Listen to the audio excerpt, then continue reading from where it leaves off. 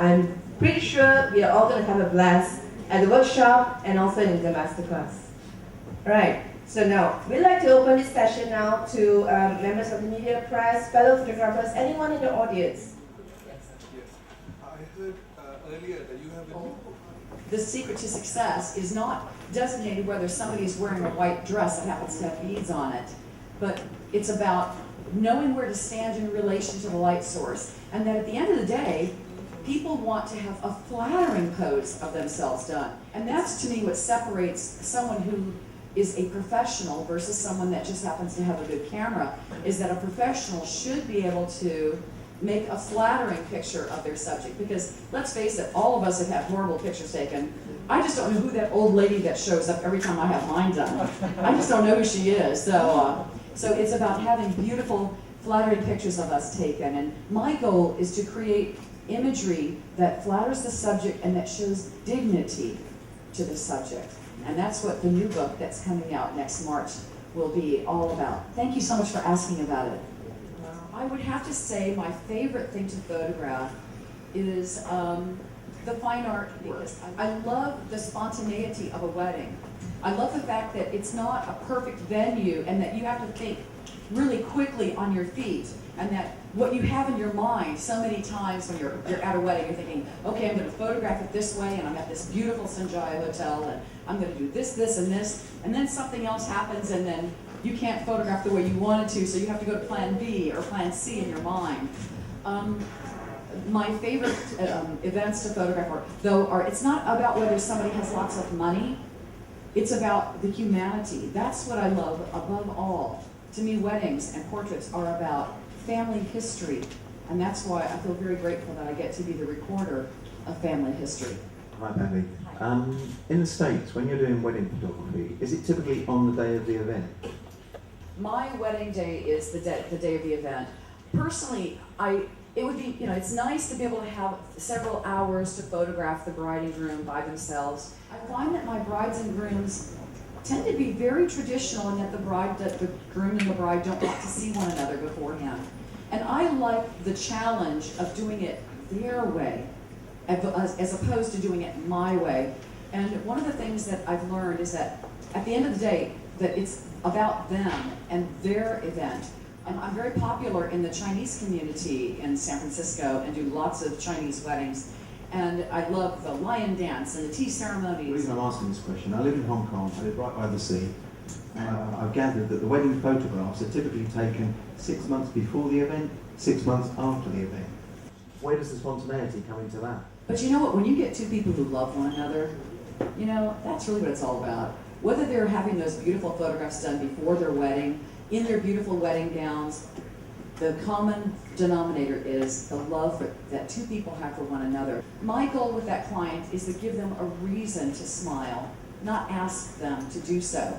And so that tells me a lot about who they are. So I just have a very relaxed approach to that. I don't try to overpose people. I really pride myself on looking for the decisive moment on the wedding day, to watch it build.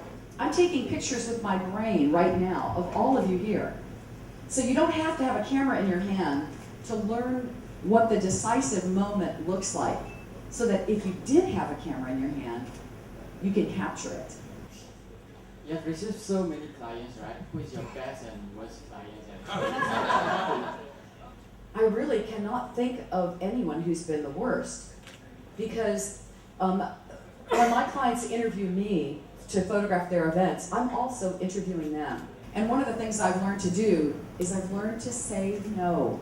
And it's not that they're a bad person, but sometimes we're not a good fit. And that's okay. That's kind of what makes the world go round, is that there's people like Lee who we talk for 2 minutes and we're like, oh my goodness, you're my best girlfriend already, I love that kind of person. And then there's people that after around them for a little while you go, okay, it's all right. But we're not going to go buy a boat together, you just know that. Don't photograph them in the engagement shoot, and you only get to know them on the wedding day itself. And I'm so glad that a woman asked that question, because here's my answer. When I walk into the room where the bride is getting ready, the first thing I do is I look at her wedding gown. That tells me a lot about who she is inside. So I let the unspoken tell me volumes about the client. And so when I walk into a room, I pay very, very close attention to the subliminal messages that are sent because of who we are as individuals. Everybody wants a beautiful portrait of their mother and themselves. They want it done nicely. And there's not a woman in the universe that wants to look fatter and flatter than she is, right? So we all want to have a flattering picture taken of ourselves. So those are the kind of things that I think about when I'm photographing, not just weddings, but any event. Excellent question. Every day there have a lot of new photographers coming out into the market. So how you want to be a standout photographer for a wedding, and where you get inspired for your photo?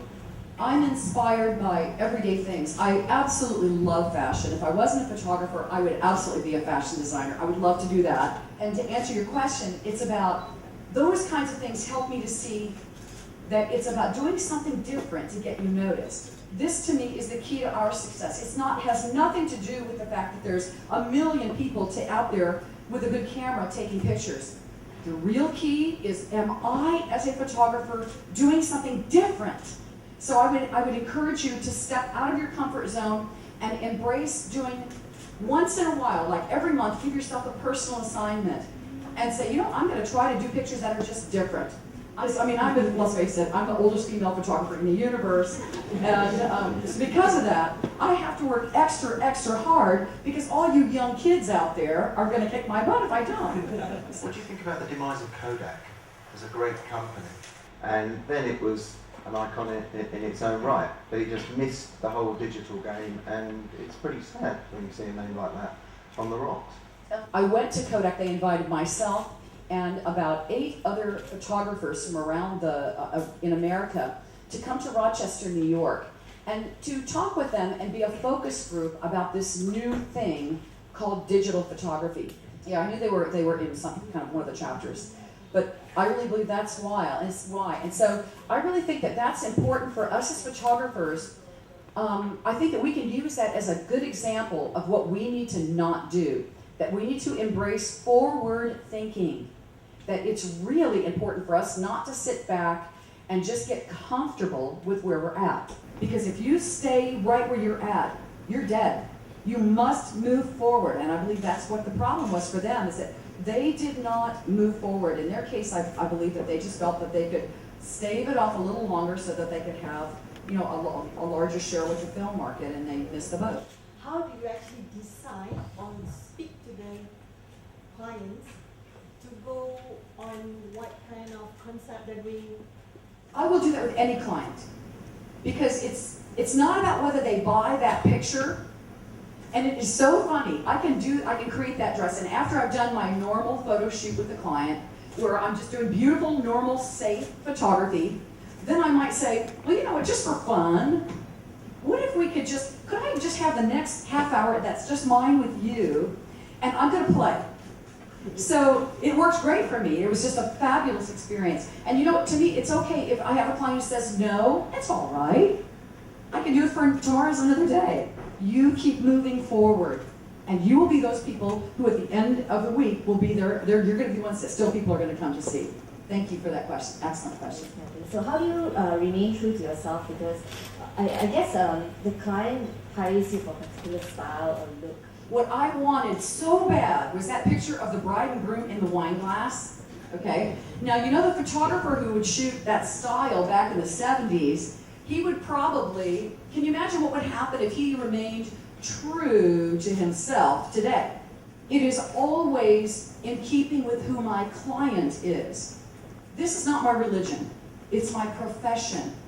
And if I follow that philosophy, not only will I photograph a lot more weddings, but it is so much more satisfying because my style is tempered with who the subject is.